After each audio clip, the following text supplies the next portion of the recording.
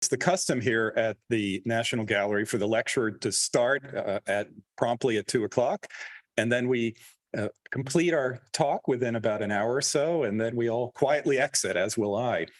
And I am, of course, the lecturer. My name is Stephen Houston. I'm a professor at Brown University, and it was my great pleasure to be asked to give this series of lectures. You are in the second lecture of 6 in total. Let me do a little bit of review first, because not all of you might have been here last week.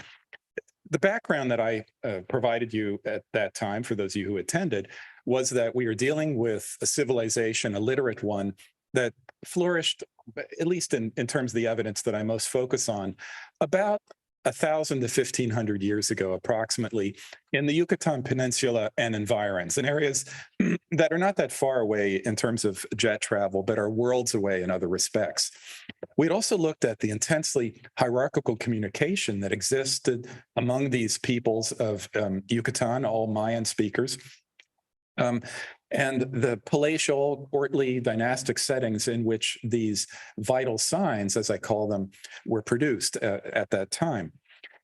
I had also introduced this idea of the graphosphere, of the sum total of marks, both in terms of phonic writing, but also other marks that are meaningful, that envelop this world at that time. They relate to broader issues, too, of graphic communication, and I'd introduced some of those concepts in my first lecture as well. And then finally, we had addressed the matter of vitalities, in which there's not merely a representation occurring both in the text, but also in the accompanying or ancillary images, but also possibly an imparting of spirit. And that is a topic that we will continue to explore over the next couple of weeks. Today, we are looking at the individuals behind these works, insofar as we can. These are the makers, and they're involved in acts of making. I would also subdivide them into the creators, that is, the artists, if you will, the calligraphers and carvers and sculptors that we'll be examining during the course of this lecture, but also their enablers. Because remember, these works are being produced within courtly settings. There's always someone in control. There's the heavy hand of a patron. There's a commissioning force that is vetting some of these works and provide spaces and openings in the midst of those constraints for these works to be produced. We're also going to be, especially in this and in subsequent lectures, focused on a torrent, if you will, of paradoxes. The one today is going to be, are we looking at technicians, albeit one of highly proficient skill, or are we looking at wonder workers and makers of miracles? And I think we'll come to the conclusion, hopefully, that they can be quite a bit of both. This matter of naming carvers and painters is well attested in other parts of the world. This is a pot that dates to approximately 530 BC. It comes from Athens. It is a black figure pot. It has on it the name of the potter who is proudly proclaimed here that Nicosthenes made it. This pot is in the Louvre, and it tells us that even at a fairly early age, there are individuals eager to assert their sense of self as it is projected within works such as that pot.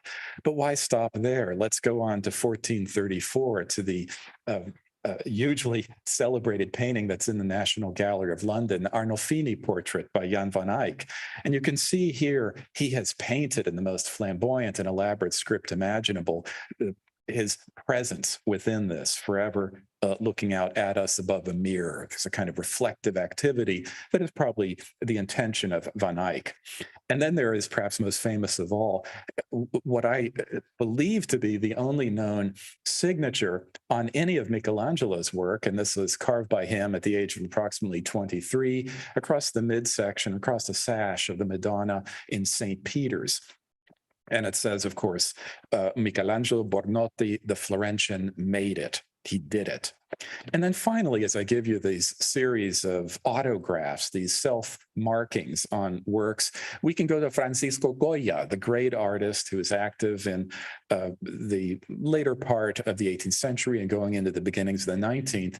And here, by the foot of a young child who was to die shortly after this portrait was made, we see his calling card. It has his palette, it has his brushes, and then in freehand script, he has written his name, Don Francisco Goya, Don being, of course, a token of his high status within a Spanish society of that time.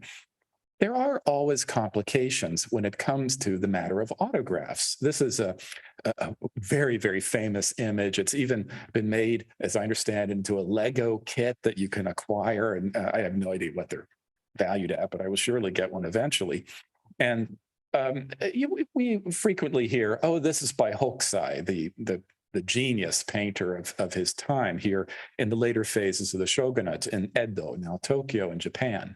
Well, it is by him, and frankly, it isn't. It was produced by a woodblock artist who then collaborated with printers who would be entirely distinct from him. Then there would be a set of coordinating figures in a publishing firm, which would eventually allow this to be disseminated. The drawing by Hokusai being perfected and then eventually destroyed in the process of doing that woodblock. So there are social acts and many hidden figures behind the creation of any of these works, whatever the fiction, whatever the reality of the autograph that would be attached to these images. This is, I think, the best possible view, not Maya, but it comes from the 19th century, showing the soul and the tomfoolery and the shenanigans in one of these ateliers or workshops in the later phases of pre-Meiji Japan. Let me also invite you to meet two people whom I've been well acquainted with for the last couple of years.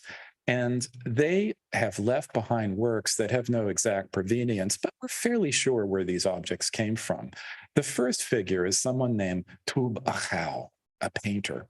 The second is a figure, and these are, of course, classic Maya examples from a period of approximately within about 50 years span in the end of the classic period for that civilization. And Mayui is the carver. Now, we're going to ask ourselves right now, just by way of a gentle introduction to this subject of the makers and their acts of making, by posing the question, what can we say about these people now that I've introduced them to you? Well, the first thing we can say is that, and looking at the painter, Tu Bachao is active for a relatively short time, possibly about 3 years. He might have been active for about 10 years or longer. It all depends on how we construe an eroded date on one of his 3 known works. There are probably other ones. We can say something about where he's from. He is working within the milieu of a royal court that was situated anciently in the northern part of Guatemala. It is called the Windy Water, the Ica, the kingdom. And it was responsible for extraordinary vessels. And I'll be returning to some of these ceramic productions in just a few minutes or so. Each one of these works is signed with a signature. It has a glyph that was first deciphered many years ago by that indispensable colleague of mine, David Stewart.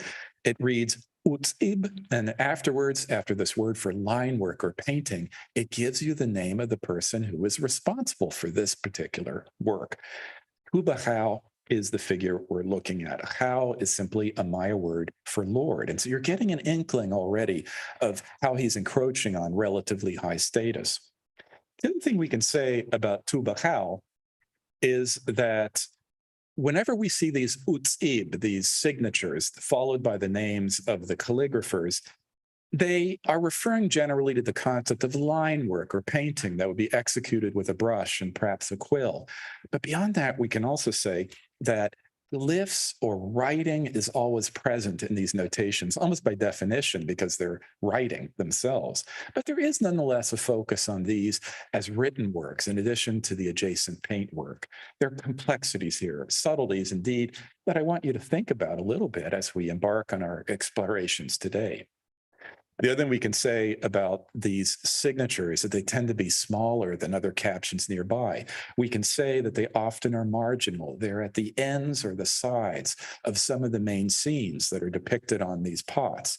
We can say also that they're all in the same hand. And so even without the ability to name that calligrapher, we have some good understanding, firm understanding that the same person is involved in creating these. Peculiarity, though, needs to be emphasized. First of all, this is apparently a foreign prince active within the Windy Water Kingdom. That is, he's a lord, but not of that particular polity, but one that seems to have been probably a number of kilometers away. The other thing we can say is that they are not, as with some of the Greek works that you maybe have heard about, proclaiming that I made it or this or that person made it. They are always at some distance, some remove, and they're saying it is the painting of so and so, and yet that is being produced and executed by that very painter. Why the diffidence, we may ask? Well, it could be the rhetorical register here that is thought to be acceptable or deemed appropriate for these works. The other point that has been made about these works is by Brian Just, the art historian at Princeton. And he has noted, I think perceptively, that even though it's a foreign prince, he has immersed himself in a distinctive local style, what we call the pink glyph style on the pots that are most closely correlated with the kingdom of Windy Water.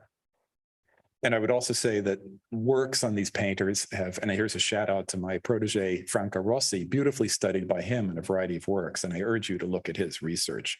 The second person I wanted to introduce you to, the second recorded maker whose autograph appears on a variety of works, is an individual who is an absolute master, extraordinarily capable of fusing both political and mythic images all at once. So we may think of these as political statements, we may think of them as religious ones, and they're being married or brought together and fused within these works in ways that perhaps indicate or signal to us that there might not have been a huge distinction in Maya thinking of the time between sacred diligences, between sacred duties and identities, and those that would be thought to be merely political. These divisions may unravel for us as we look at these monuments. There's a reciprocal grafting going on here in which first, let me identify the individuals on this unprovenienced lintel, carved out of limestone, in which we have a sun god up above. And then over to the side is a deity or a supernatural being associated with maize and night. The date of this lintel is the spring equinox, and this is surely for the Maya and the carvers of this monument, carver of this monument, Mayu, the time in which the sun has become dominant in this world, in which crops will begin to grow and eventually they will be harvested to general satisfaction and felicity. And then down below, supporting these two high-ranking figures in the mythos are two gods that have been studied by Simon Martin and also David Stewart. They are world supporters, and they are undertaking an enormous act, difficult act of supporting the sun itself. Now, let's look, however, at the historical figures that are being fused in this manner with those gods. Well, the sun is the local ruler of Yaxchilan, not of the place in which these lintels came from, but of the overlord. The overlord himself is the magnate over to the side, also fused with the deity. And then down below are not so much the world supporters, these Atlantean figures we were examining before, but these are local noblemen, one of whom is ranked above the other, and he's said to be the head so-and-so, using a rank that is employed in this part of the Maya world. What does the text say on this lintel? It says in Maya of the time, which reads, the sun god, or as you know now, the ruler of Yaxchilan, Mexico, is being lifted up in the sky. Now, let me introduce you to one of the fascinating traits, you might say the inventions of this mural by our friend Mayui. The first thing we can say about it is that the lintel itself is probably being shown within the purview visually and graphically of this lintel. How do we know this? Well, first of all, there's stony markings over this thing that's being lifted up. And this is very likely, to one of the unique depictions that exist in Maya imagery of an actual act of erection taking place by both dynastic and also simultaneously supernatural figures. Now, there are all sorts of animations here of stone of the sort that I introduced you to in the last lecture. And to understand exactly what is going on here, let's look at the orientations of this particular lintel. The orientations can be evaluated and determined by the fact that the lintel has multiple noses, and the lintel has mouths, the better to speak and to eat, and perhaps uh, to ingest the world around it, or whatever sacrificial offerings might be available. And then in the eyes of the lintel, looking out at you, are the names of the carver. He is therefore looking down out at you. Now, what are lintels called in this world? We know from a variety of evidence that they're called the pakbutun, the face-down stones. And suddenly everything seems to become clear here, in which a lintel, photographed here by my friend Claudia Britton, is in some ways looking down at a person, but from a superior viewpoint. I think the sound is beginning to echo a little bit, just if someone could monitor that in the booth back there in the auditorium. There's an interaction taking place of relative status in which the person looking up, who is not particularly in a comfortable position, as Claudia has studied over the years, is being looked down upon by the carver himself. Now, to get back to the orbits, what can we say about this? Well, we can say that he is proclaiming his authorship of this monument. They're giving us his name, Mayui. It's a much more elaborate name, but it seems to be reading fog. And then they tell us that he's from, and this echoes the situation with Tubahal, from a foreign kingdom, Ina, that's studied by the epigrapher Mark Sender.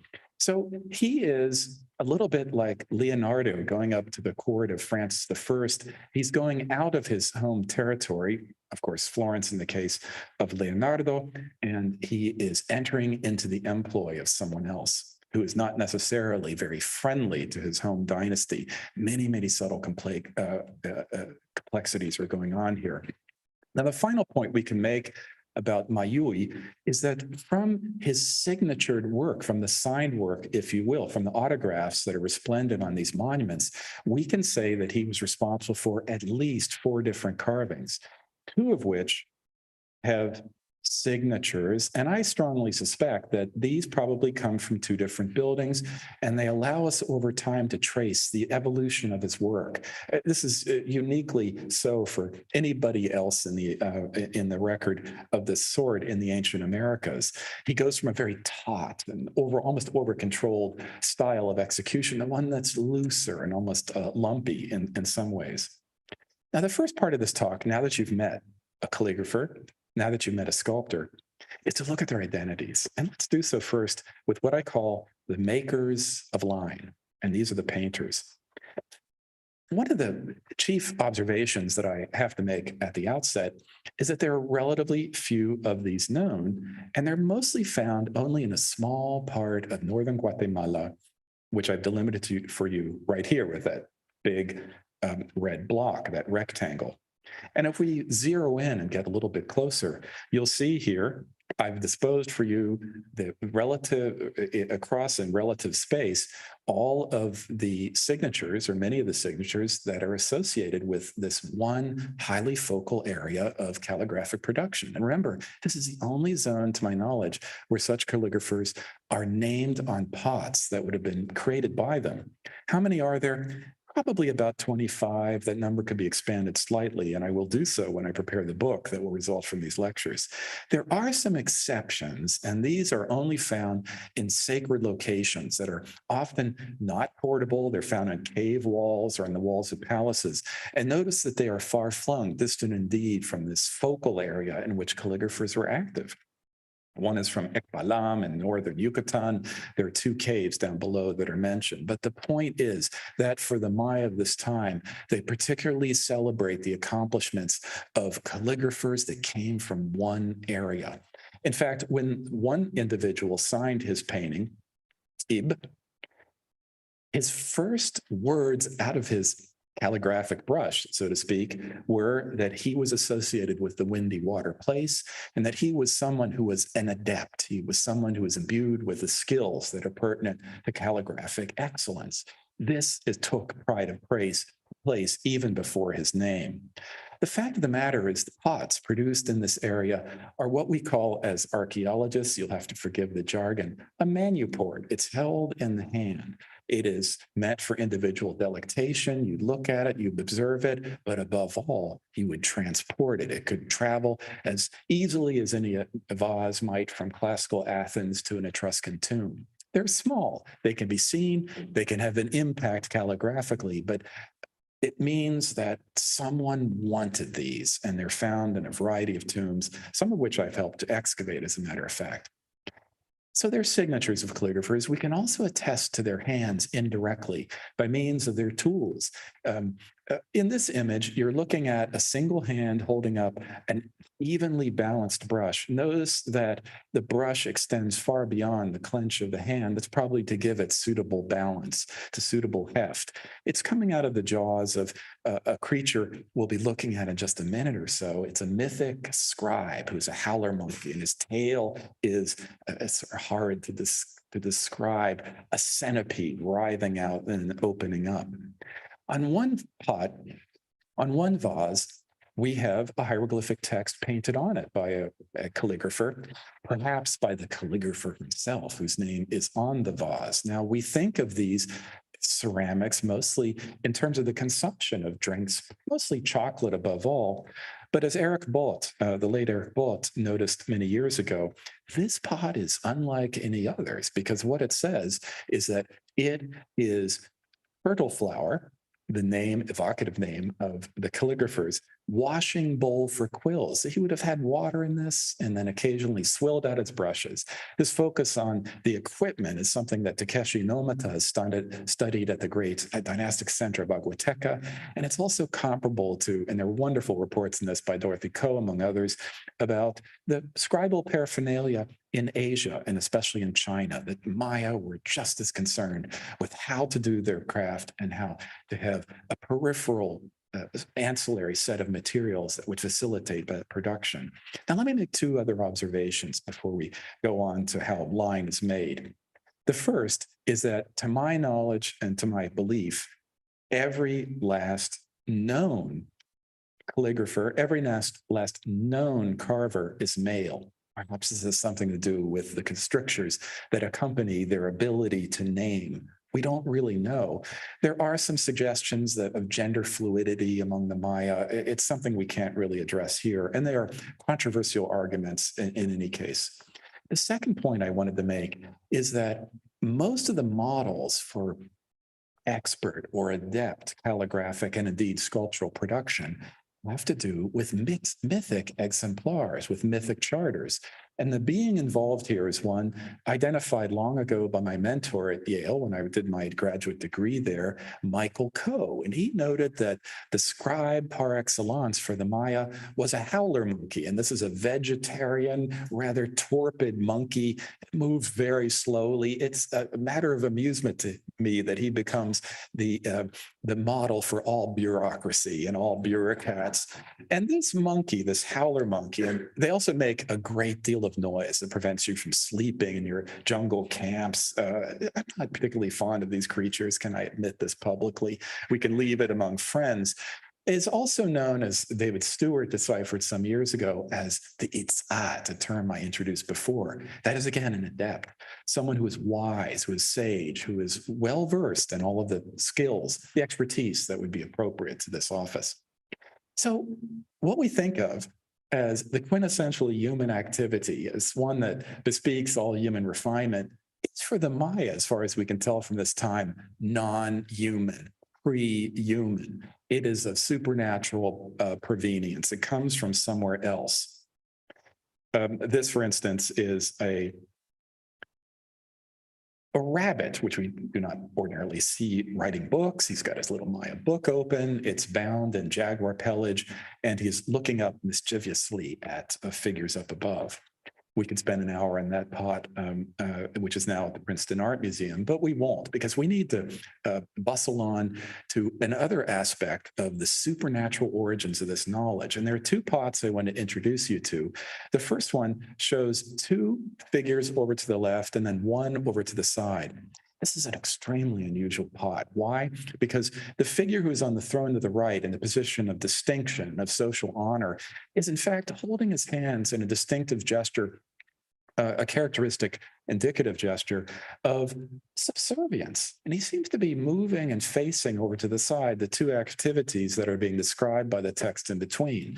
And what that text reads in the Maya of the time is "pakao," meaning that something is being shaped at this moment. The date is almost certainly mythic. It's pre-human. It's from another time that is far distant from the reality of the actual painter who would have executed this image. And then more to the point, it is describing this fashioning in terms of almost an act of the creation of humans, of the book of Genesis, in which a being called the first person, the new person, the precious person even, is being created at this time. It's an indirect, not activity, not necessarily produced by a high god, but by these figures over to the side. Now let's zero in on two images from that pot, this rollout by my friend Justin Kerr, who's left us with this inestimable record of pots from the classic Maya civilization. And what we see there is up above someone doing a 3D production, seems to be modeling a figure or carving it in some way. That is actually a royal diadem. He's getting ready to provide the accoutrement of rule. And then down below is a book, not like the rabbit's book, which was unfolded, but now securely closed. And above is a quill with a brush, and then an inkwell, which would have held the colors that would have been applied to that surface. So the book is either just about to be added to, just about to be started, or it has been completed as a result of whatever took place on this mythic date in distant time. But what it tells us is that there's a paired skill going on here associated on this vessel between 3D production and the flatness of a 2D artistic expression. The other point I want to make here, though, is that there is, from the outset in pre-human times, a gendering that takes place. Humans are not only the gendered beings, but gods can be as well. This is another rollout. It's been somewhat restored, but the surface of it is sufficiently well preserved and checked carefully for us to know that the details are reliable. It shows us a series of systematic pairs. Let's look at them in turn.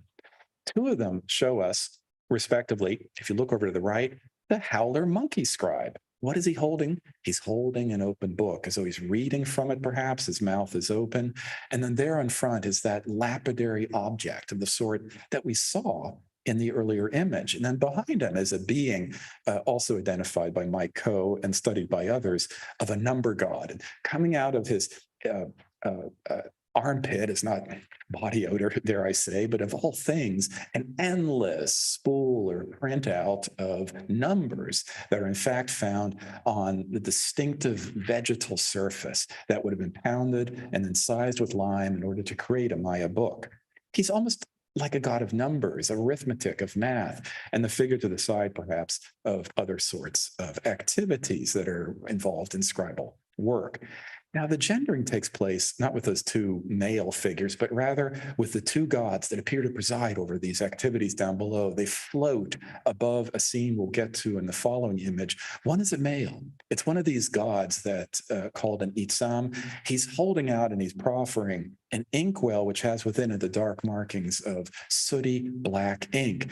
And then to the side is a female, a deity associated with world creation, with world destruction, with midwifery, with healing, with being there when we finally depart this mortal coil. And in her back rack, you can see there's a kind of cloth that's positioned in such a way that Maya woman might today in traditional society hold their children. But what is she holding here? She's holding a stylized incense burner. In other words, what are being involved here? Almost the activities, the civic obligations being offered by gods, not everyday ones, but ones associated with more exalted actions that would be expected at court, of offering smoke, of offering incense by through a burner, and of ultimately creating the books that sustain the civilization. Now, down below is the piece that helps to explain all of this, the vignette that shows emerging from some underground receptacle, some underground place, a cavern, a man who's traveling. He's got a hat on, which is a Maya convention for showing that he's come some distances. And there's a woman, and they're both looking out at astonishment. And each one seems to be linked to, respectively, the man, to the older god, and the woman over to the side, to the obligations might be expected ritually of a woman in the society. Now, this is not to say that women didn't write. They may well have done so. They probably knew how to read as well. But conventionally, canonically, by the standards of the time, this is how they understood these activities to be gendered. There are many pots, however, that are not named. There are many pots that do not have calligraphic signatures. And perhaps the most important ones of all are the codex pots that were identified by Mike Coe many years ago. I call them codex pots because after looking at a large sample of these, he detected a similarity between the red band and the very restrained palette of the surface and what might see on a Maya vase. And this is a fact. Not one of these, even though they're of very, very high levels of accomplishment, almost smooth perfection, are named. Almost none of them, in fact, none of them to my knowledge, are signatured, are signed, or equipped with the autograph. Now, this tells us a little bit about, I think, the social constraints of doing the act of naming, because what it suggests is that even though these are remarkable works, that practice of affixing or attaching the name of the artist or calligrapher is disallowed. It is not permitted in the circumstances of that time and that place. It doesn't mean we can't discern them, and there's been abundant effort invested through the practices of connoisseurship to look at individual hands. And if you look very carefully, as I hope you do, at these two texts, which come from entirely different pots, it doesn't take a great deal of discernment. And I believe all of you have higher levels of discernment than I did as an undergraduate beginning to look at this material. You'll quickly be able to see that these are by the same person. The glyphs are identical. And so with a high sample, we can possibly begin to study these and group them, as John Beasley did with classical Greek vases many years ago. This is the fingerprint of the scribe, so to speak. And I would also say, as a way of a raw talk, a little bit of a pep talk, to exhort any young students out there listening to this to study Maya painting on the millions and millions of potsherds, which are completely neglected as to the painting in the classic period. It's a matter of amazement to me. There are other markers of individuality, however. Another is that there are some lefties. There are pots that, and this might be an ambidextrous person, potentially like Leonardo is thought to have been, but these are almost certainly made by someone who was used to writing in a different direction from the way I do as a right-handed painter. All the glyphs are sloping in a different direction, and that the skill here is high. This is from the area of Piedras Negras. And there are approximately, I would say, in the corpus of images, about 12 to 15% appear to be lefties. Maybe that's a bit high. It corresponds eerily to the biological information that is available and how many lefties exist within human societies around the world. I'm also going to introduce a somewhat controversial word, which is outsider. There are some outsider pots, and these have been studied by people like Jean de Buffet and others in his concept of the apu, the raw art that just emanates from the very soul of the unskilled, people that are unknowledgeable. Well, I think that's probably a bunch of rubbish, and I also feel this term outsider has an unfortunate judgmental condescension to it, and not least because whoever painted some of these pots, and there are a handful of them, are individuals who understood very, very well the conventions of Maya calligraphic art. Now, what can we say about these? There are about 3 or 4 of these painters that we know about. They are highly aberrant. They show spindly-legged figures. The paint is handled in a very different way. They are also showing spilling up and down the back of this frog. The glyph are green or blue, as though they're imparting something of the color of that creature, or perhaps the water that might be coming off the back of the frog or toad as it moves about. But these are not like other vases. And then there's this particular painter who is almost inordinately fixated on the textures of the pelage, the pelt of this fire snorting peccary over to the side, and the turkey whose wattle is hanging down. I hope you can all identify it, but these are not handled in any way that would be thought appropriate or common or frequent in other examples of Maya art. Are these outsiders? Are these indulgent gestures to people that are somehow accommodated within my society? Well, maybe, perhaps, but I think a more useful way of understanding these is that those that have survived were looted. There must have been many more produced. They must have been sufficiently valued in that society to have been treasured and to have been incorporated into the tombs that were eventually plundered by individuals who stole these works from northern Guatemala or southern Mexico. I think a more appropriate model might be some of the great Tang calligraphers who were active in the first millennium AD in China, such as Zhangzu, the so-called drunk painter or calligrapher, in which there is a wild experimentation that is permitted at this time. So we don't necessarily need to appeal to psychological or even psychiatric understandings of this painter. The second part of this talk has to do with making line. We've looked at the makers. We've identified them. We've even seen that some are lefties. Let's look at how they went about making these pots. Well, the first thing to understand is that they had an emphasis throughout on the boldest possible graphic productions. And they did so in this way. It's a pan-regional tradition that extends all the way and much later still into central Mexico. What do we see here? Let me boil it down for you. First of all, there's a lot of flat color within lines that are very, very elegantly, at times perfectly executed. This is someone that knew how to hold a brush or a quill. In addition to that, they're often parallel. There's what we call the equal width trace, as though they're able to control those two lines in a way that I imagine most of us would not be able to do. Those also occur in the so-called outsider pots, which I disbelieve in as a concept. And then finally, there is this propulsive sense of arrested motion. And above all of this lends itself to a narrative clarity that I think is evident in some of these works. The one we were looking at there is an Aztec book, also invoked by Posh One in my first lecture, who did the graffiti mural in LA. Now, this is the hero of my childhood, which is Tintin. And this is produced, of course, by the atelier of Hergé or Georges Remy in Belgium. And this is Tintin in almost impossibly complex image in which he's awaking in order to invoke and cry out in the name of a person he will eventually rescue in Tibet. Now, this image is nonetheless highly clear. You can look at all the detail. You can revel in them. And it's been described by a number of analysts of comic strips around the world as la ligne claire in French or as die klare lijn in Dutch. It is used in such graphic novels because it's uniquely suitable to printing. This is where these would first occur in newspapers, but it makes this design as legible as possible. The clear line is something that we see in Maya pottery.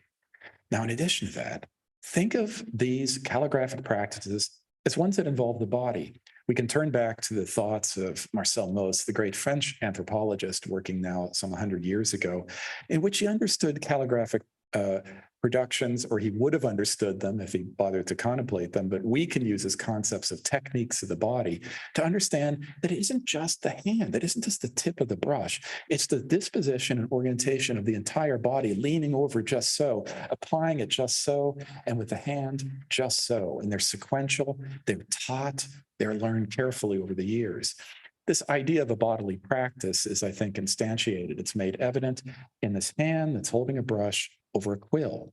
If you look carefully at that hand, the pinky is extended, not for drinking a tea cup in some over-refined recherche society, but rather it's what my friend Dave Stewart has called the dainty hand. And I think it's meant to show the delicacy, the exquisite delicacy of this motion. And that would have been judged and refined. Hands would have been slapped to the young who were not adopting this gesture in a suitable manner. Now, what are they producing here? They're producing the black line. And in fact, if you look at the top of that conch shell to the side in which the figure is just about to dip his brush, it is the glyph for sibik, soot, or ink. And then over the side is another glyph from an entirely different context, in which a hand is holding what appear to be little lines. And I believe what they're showing is in a torch made out of the highly resinous ocote pine. It's probably, and of course, it's emitting a little bit of smoke. I think what they're producing here, this is a means by which soot or ink would be produced and eventually mixed with water in order to create paintings. That's the black. What about the red? And I think it's no coincidence that in central Mexico, the red and the black is the way we would describe paint. Now, in each one of these examples, you're seeing black line, but they are smeared underneath are red, almost ritual preparations for the surface. I believe, I think implausibly, that these are probably rooted in sacrificial acts by which blood might be smeared before a sacred text is produced. And they introduce us to the world of color that also must fall within our discussions this afternoon.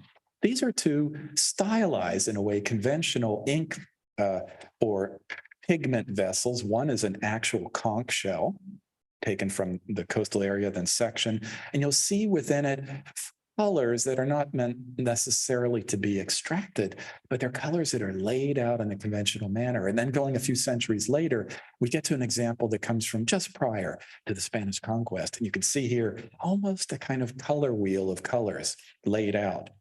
Now, this makes us at least begin to think, if we're art historically inclined, in the palettes employed by figures such as Van Gogh or Georges Seurat, in which colors are laid out in just a manner that would be readily deployed by the painter. Now, there's an eerie resemblance here, almost to the color wheel theory that we would have learned in a rudimentary fashion. They seem to be particularly arrayed in a circular fashion in this inkwell or painting receptacle from Mayapan in northern Mexico. But I ultimately believe that this isn't predicated on Newtonian physics or prisms, but it's from daily observations, particularly in the wet season, of the lambent glow and the fiery colors of an intense rainbow, laid out in a way that can actually correspond and be correlated with these pigments. Now, the other thing about glyphs is often they have under them a round oval. This isn't like Giotto's O that Vasari spoke about, but it appears also to be a preliminary ritual preparation of the surface, and it helps to explain another salient attribute of the glyphs, which is an emphasis on the circle that's somewhat ovoid, that has slightly rounded four corners. They probably have intentions here to evoke many different models. One is of delicate petals in a floating a lake, perhaps, opening up as water lilies and showing within them rounded glyphs. Another evocation is probably just of the essence of the glyphic form itself as a rounded circle, such as the day signs in this hieroglyphic stairway from Tlanun in Belize. And then over to the side is a glyphic text painted on the image of a pilaster in a Maya palace. And what it tells us is that this is a dwelling of a high-ranking figure, and the saying is the house of writing. I suspect they're referring here to an archive, perhaps to a repository of books. And then finally, there is the circular form, the blotch, the blemish that occurs on the eponymous Maya lord, Hunahal, shown here as a blowgunner. He's compressing his mouth just to get maximum propulsion on the pellet that's shooting out. Over his body are small circles, and it could be that ultimately, that lordly designation is something that is being attributed to the round glyphs that lie there as a graphic foundation for the Maya. Now, these are disciplined surfaces, and just as we have Egyptian examples you've probably seen about in which grids are playing over the surface to make sure that correct and canonical proportions are being executed or effected there, the Maya did the same thing. They used, for instance, a single line drawn carefully with respect to the rim here, just low enough so that the lips would not touch the glyphs that have been painted underneath, and then the signs themselves are pendant. And then sometimes there would be other, you might say, graphic disciplines imposed on the surface of both a line above and a line below, and then occasionally laid out in a graphic form. But these are not the only way of deciding how to lay out a painted surface. Another is, where do you put your hand? What is the ergonomic or the kinetic property or attribute of this pot? As you can see here, my good friend Justin Kerr holding a vase, his hands are cradled in a comfortable way that nonetheless allow the glyphs to be visible. You also notice that one of those glyphic bands, in fact, it's the high title of an important king, is on its angle. And when you hold up that vase in order to sup from it, to drink from whatever was inside, the text now becomes visible. Now, the final observation I want to make here about things like space and the like has to do with this. Now, this pot is also highly aberrant, and my good friend Simon Martin, who's with us today, has studied these and shown that these are very late, rather foreign pots. They're under heavy influence by non-Maya conventions.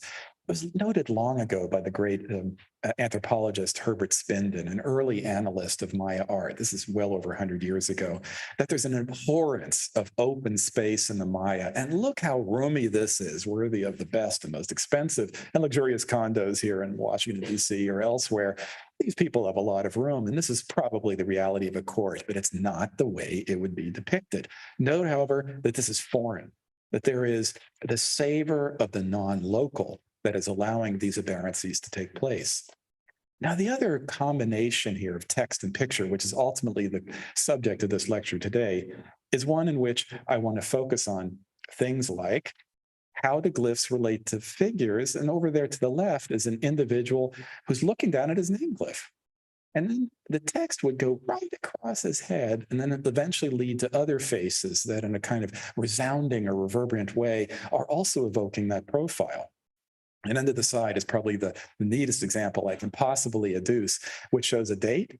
Then it has a figure. This is your howler monkey scribe, which you now should be yourselves adept at identifying, holding up a rounded object. It's inserted within the text, and below it is a glyph that is reading, it is rounded. And indeed it is. And so these combinations are subtle, and they take a great deal of discerning in order to understand. Let's talk about surfaces. This is the third part of this lecture as we discuss makers and making.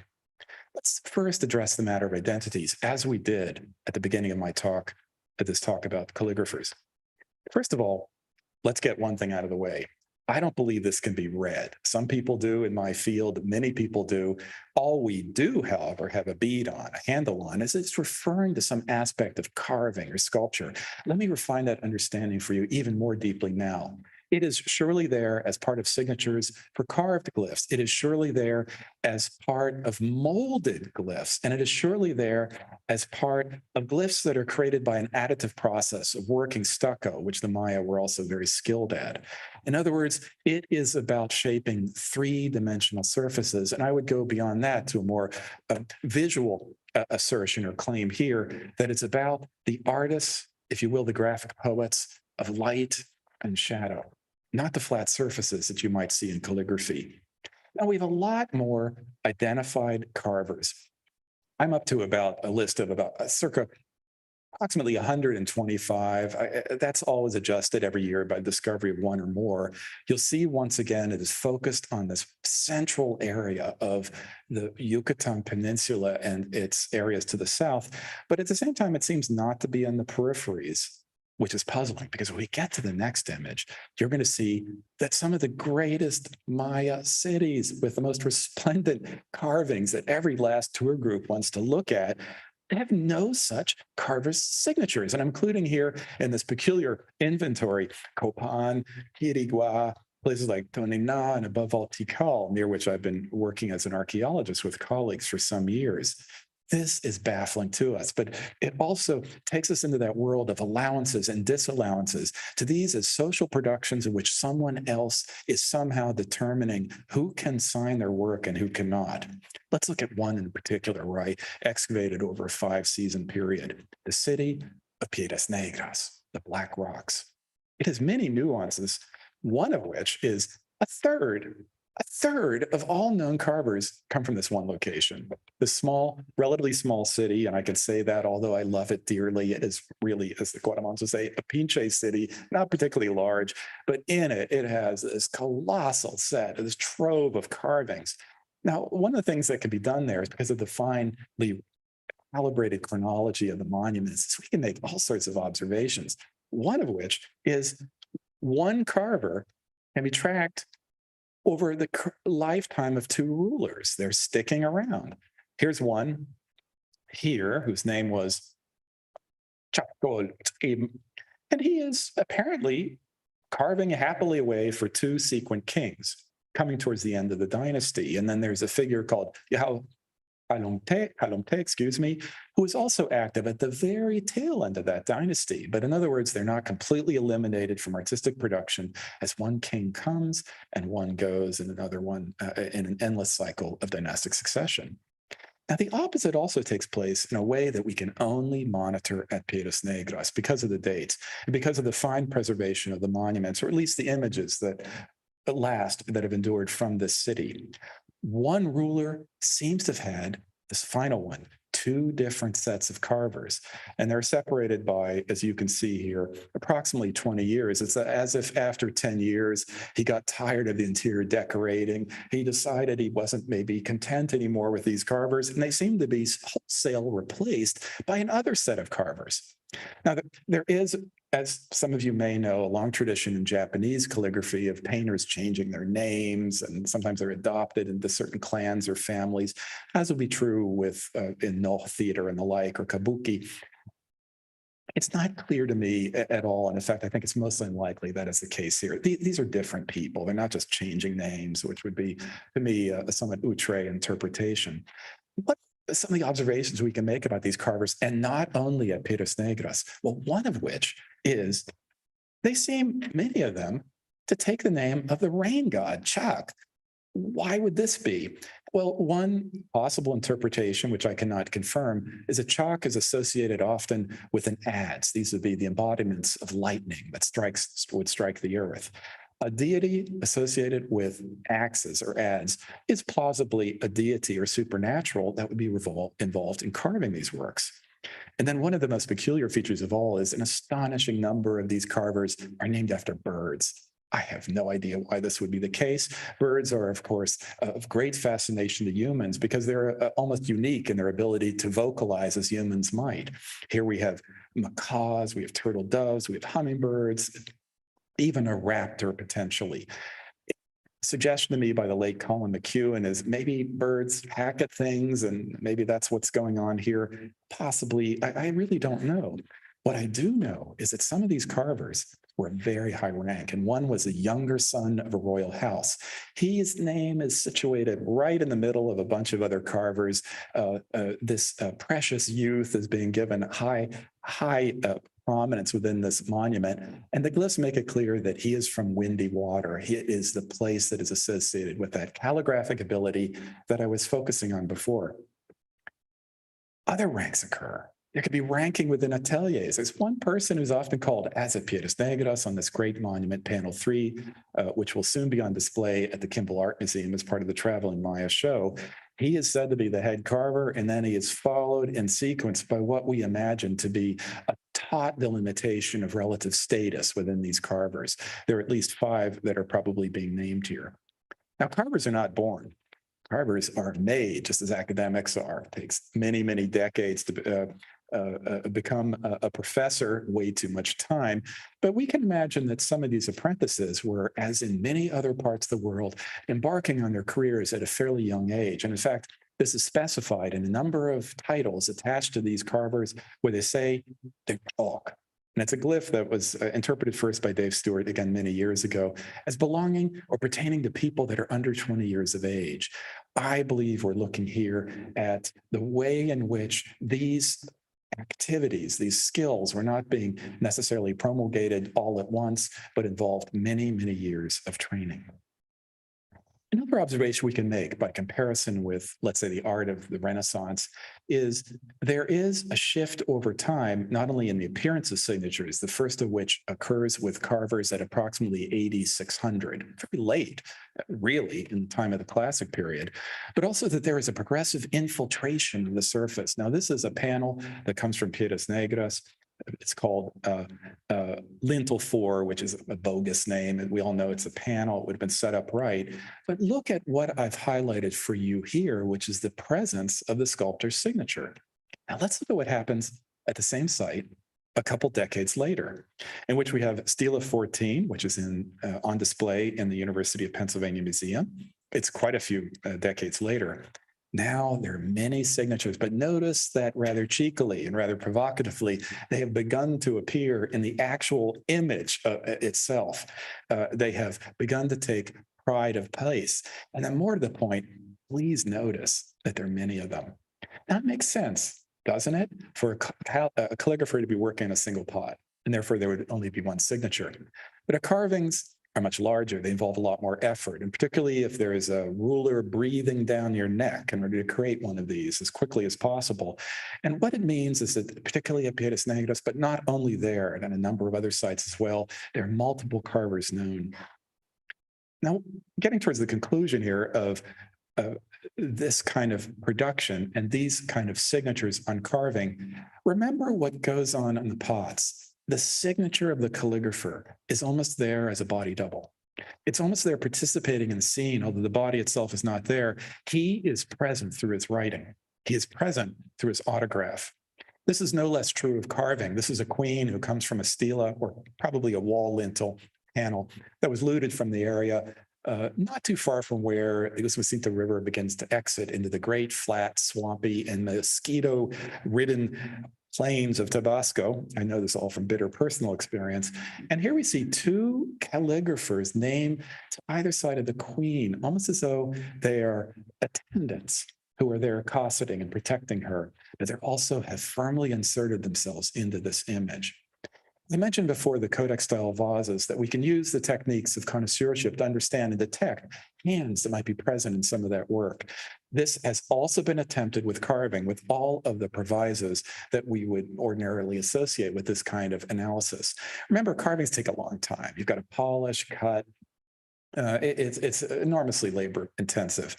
But nonetheless, in soft work, such as you see here, in a very soft kind of stone that is associated with the city of Palenque in Chiapas, Mexico, Mark Van Stone, in his dissertation at UT Austin, has discerned many different hands. It's almost like an impossible, chaotic welter of people swearing at each other under their breath as they're trying to gouge out a particular sign. I suspect that's not the actual image that you would see before you, but rather these were probably being done sequentially. And there's even a suggestion that some of these lifts were specialized. Some carvers would do this particular kind of sign and others a different sort.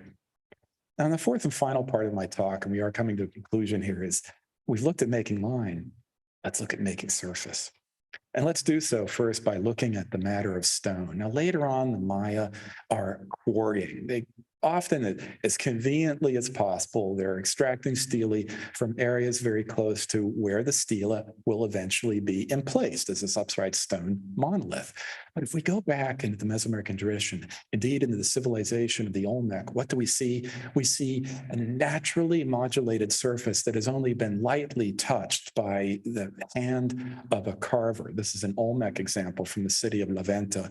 Look at the play of light. This is indeed someone who is a magician of that kind of impression that is to be conveyed here. Now, in a wonderful piece by Dave Stewart published about 13 years ago, he looked at Maya carvings that are also similarly early, and he found that at places like Tikal, there are curious bulbous protuberances kind of sticking out from a monument. It appears to be almost as though the stone were selected primarily for its natural surface and for its attributes. One has to wonder if this isn't a matter of convenient quarrying, but an act actively of ritual discernment of which stone to pick to be carved. And to make some sense of this, let's look at another monument that comes from the kingdom of Palenque, renowned, of course, for its carvings and for its many other cultural productions.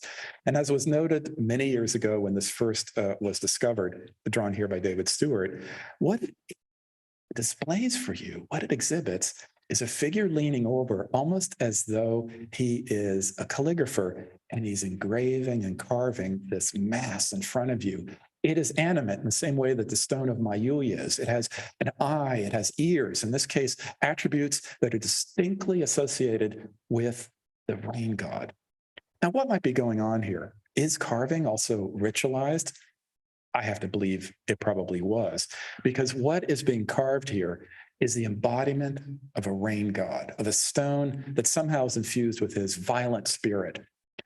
The reason for this might be, and this is errant speculation, there are many, during certain times of the year, lightning strikes across the Maya area. They've come distressingly close to me in the jungle sometimes. I don't tell my wife about all the near encounters I've had with imminent mortality, but this is an example of a lightning strike actually in northern Guatemala. Could it be, I'm merely speculating here, that a record is being made in which someone notices where the lightning strikes are taking place, would stones from that location be selected? And it's probably no coincidence that one early Maya city has an immense carving on a stony outcrop, a natural outcrop of the head of the rain god, as though they're recording what happened in that location. The dainty hand, which signaled the delicacy of some of these adepts, the itzat of the Maya, is no less present with its little pinky aloft here in the carver on this wonderful panel that comes from the area of Palenque. Now, the other point that's been made by my good buddy, my good friend, Carl Talba, is notice how efficient this is. This could be sold in any Ace Hardware anywhere. You have a double-handed tool in which there are two chisels. You would simply flip it back and forth in order to presumably acquire the right chiseling width or perhaps sharpness in order to carve that surface. It would be whipped around very, very quickly in a gesture, in a bodily practice of invoking Marcel Mauss that would not be exactly the same, but perhaps comparable to that of a calligrapher. And then as we get to the conclusion here, I want you to tell you that all is not present. Our data are not always full, alas. This is the reality of any archaeologist working in the Maya area, because when we see the very rare depictions of Maya stela, there are many other things that seem to be festooned over the surface. Now, this is a rather horrific image in that what it displays is a human sacrifice on an altar. His head has been cut off, his belly down. We don't know why this is the case. They're probably not involved in heart extraction here. Behind him in that area that is colored gray, but was probably a color change meant to indicate that that was a stela. And up above, the head of the captive has been inverted and placed directly on top of this monument. In other words, when you visit a Maya ruin, and you might do this with a shiver almost, understand that many activities were taking place in front of them that would not perhaps be understood today in our own society. They involve sacrificial acts, they involve invocations of the supernatural and indeed of the beings that might be housed within these monuments. Now, some years ago, when I was visiting another ruin called Ishkun, this gigantic stela, it's one of the largest known, I noticed that it has little drill holes all the way along the surface, which I have highlighted for you here in a photograph taken at my behest by my student, former student, Nick Carter. Imagine again, the imperishables that would have covered some of the stone monuments that we take for granted now as being completely in their original state. In the same way that when we look at Greek carvings, you must understand, as many of you know, that they were very, very brightly painted, something that's been studied by Vincenz Brinkmann and others in Germany and elsewhere. And then finally, there's the matter of the blocks and the grids, and the disciplining of the surface. And it is the unfinished monuments that are so revealing in this respect, because what they show is that the Maya, in these incomplete carvings, such as photographed here by my former student, Takeshi Onomata at the city of Ceibal, they start with the detailed carving of the figure. The glyphs appear to be left for last, but notice that down below, as they're carving from top to bottom, they're laid out as glyph blocks. Those blocks might be might analytically or interpretatively or in terms of labeling or understanding to the circles we looked at before. But nonetheless, it is how the Maya appear in mid-suspended action to have been carving these. And there are even instances in which we are seeing probably the hand of the inept apprentice. This is a beautiful carving from the city of La Corona, Guatemala. We can now reprovenance it. And a person who probably was resoundingly corrected by the master has eagerly cut through and left these grid-like patterns, which are not eradicable on that surface, despite attempts to do so. What this also tells us, in a way that I find extremely interesting, at least to me, is it suggests there's probably initially an act of painting before the carvings take place.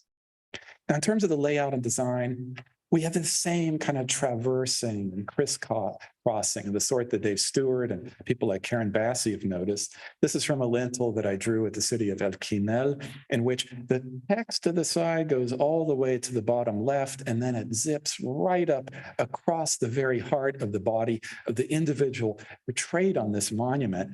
That is crisscrossing it. It is the incorporation of the image perforce because you are engaged in the act of reading. I mentioned space. This is what Spindon abhorred in his discussion about the abhorrence of space among the Maya. It is a suffocating text that begins to invade the surface of this very large stela from the city of Coba. There's almost nothing by way of background. And then finally, I wanted to tell you that some of the making was never completed. Some of the makers never finished their activities. There are very few unfinished monuments, which I've reported on in an essay that's in press. Possibly the reason for this one, which is a hieroglyphic staircase at the city of Dos Pilas in Guatemala, is that the king died. And the next king, having other fish to fry, so to speak, decided to get on with tasks that are more suited to their particular celebration. And then there are repurposed monuments. We have our own tradition of spolia, as they are called by specialists. This is from the city of Altar de Sacrificios. I don't think it's even carved there. It's not in the local style. I believe it comes from an enemy kingdom. And in a most humiliating fashion, it's been repurposed and made into mere masonry. So let's conclude by looking at what I have to say about makers and making by way of overview. Where do these encounters take us? Where do they leave us as we finish and conclude my second lecture of these Mellon series? Well, the first is, how many people are not named? How many people are not inscribed? This is not profligate crediting going on here. Rather, we must ask why Copan and why Tikal and why Tunina and why Quirigua, with their extraordinary carvings, are bereft of these signatures. And that is something that we need to ask. It's an anomaly. Is this like a little bit too like the Japanese prints I was describing before, in which even with the signed works, there might have been a whole sect of people who were actively involved in carving that it may well be. But the principal point we can make this afternoon is that all of these carvings that were made by makers are vehicles of royal will, almost without exception, are those of the most exalted levels of society. We can see, however, changing through time as these carvings are beginning to be autographed, infiltrations of credit, in which there's almost a kind of provocative and incremental encroachment of the royal image by these assertions of self-will and of self-identity by carvers. We see also evidence of ranking within these entities. That competition between these carvers of wanting to get as many carvers as possible, certainly Piedras Negras is going large here and acquiring as many as possible. We can just imagine the outlay of funds to get the best possible people. But what it suggests is there's now a competition not only between kings, but between the carvers, not only internally, but also perhaps between kingdoms, to the extent that enemy kingdoms are now purveying calligraphers and carvers to places that might have been involved in killing their kin over the preceding decades. There is now a renewed focus on makers. There is a centering on the work itself. But I think what mostly we're left with today is the inescapably sacred. Because just as I said, there appears to be a paradox in which we have technicians here, people that are highly proficient who spend years and decades of their life accomplishing what they need to do in order to create this carving from a city in Tabasco, Mexico, are nonetheless people who are involved in ritual activities, as hinted at by the smears we looked at before, as hinted at by the fact that the stones themselves are about rituals. And so this comes to an end. All of this world of practice and of naming begins eventually to atrophy. And by the end of the classic period, as we get into the time of the Maya collapse, the carvers who were always there, who will remain there, recede from view. They're no longer present.